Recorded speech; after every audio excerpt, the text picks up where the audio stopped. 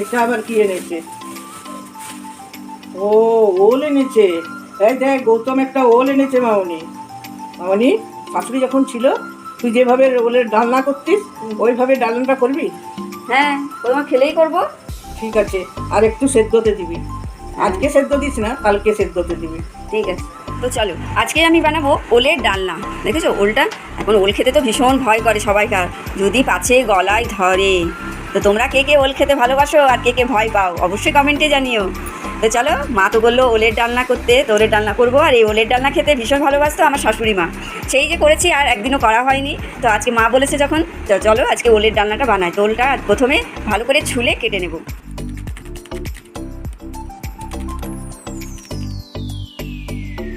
এখানে দেখো আমার ওলটাকে বেশ পিস পিস করে কাটা হয়ে গেছে, এই যখন চৌকো চৌকো পিস পিস করে কেটেছি। আর এখানে আলুও নিয়ে নিয়েছি, আলু দিয়ে ওলের ডালনা করব। আর এখন এটাকে একটু লবণ জল দিয়ে একটু প্রেশার কুকারে সিটি দেবো না, মানে একটু হাফ সিটি দিয়ে মানে জাস্ট ভাপিয়ে নেব, এইটুকুই করব। আর এখানে মশলা সাজিয়ে নিয়েছি, দেখো আদা, কাঁচা লঙ্কা আর টমেটো।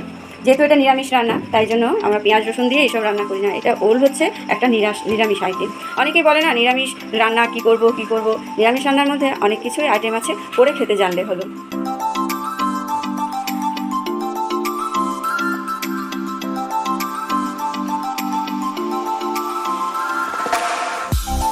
আমি ওলটা সেদ্ধ করতে দিয়ে দিলাম, আর এদিকে আমি মশলাটা রেডি করে নেব।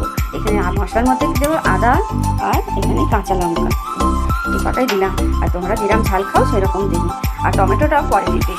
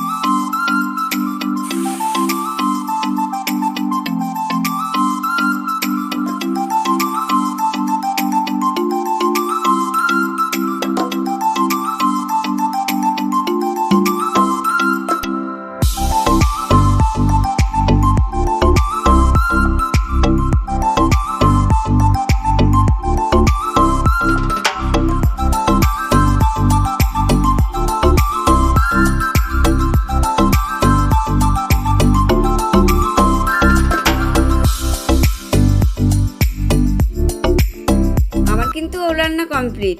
তোমরাও কিন্তু এইভাবে একবার বানিয়ে খেও, খুব ভালো লাগবে। আর জানাতে ভুলো না কিন্তু কেমন